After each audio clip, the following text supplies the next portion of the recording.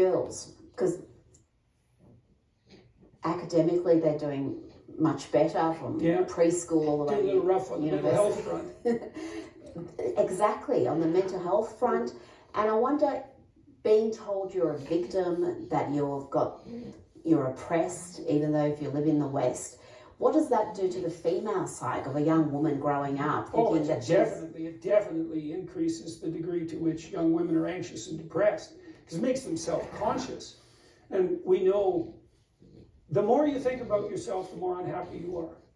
And it's such a striking phenomenon that if you look at this statistically, there's almost no difference between self-conscious thoughts, so thoughts that involve I, let's say, and suffering from the ravages of negative emotion like emotion and depression.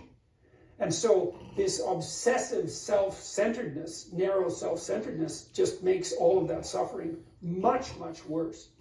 So that's clearly the case.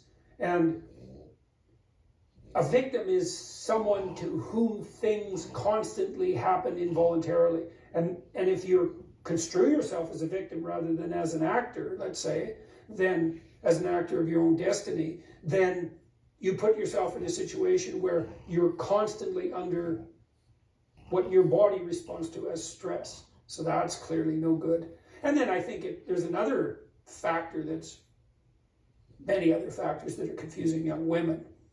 Confusion on the sexual front, the idea that if you're properly liberated, then the entire gamut of sexual freedom opens itself up to you, and that's how life should work. It's just, that's just not true at all. It's especially not true for women. I mean, I've been toying with the idea, and I think this might be right, that it's the capacity to say no that gives young women status. That's actually the base. So imagine that young women are competing for young men of status. So then the question is, and maybe they're at a disadvantage because they want higher status males, right? So that puts them at a perennial disadvantage, and there's some truth in that.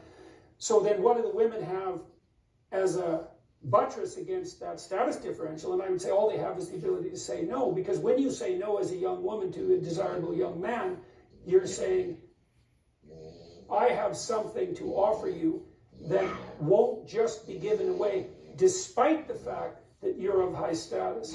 And so you blow that apart in the name of sexual freedom. I think you deprive young women of you deprive them of all their status. It's not like the young men don't know that. They know that perfectly well. They respect young women who say no. They might complain and cavil and carp about it, but when push comes to shove, and the data on this are quite clear.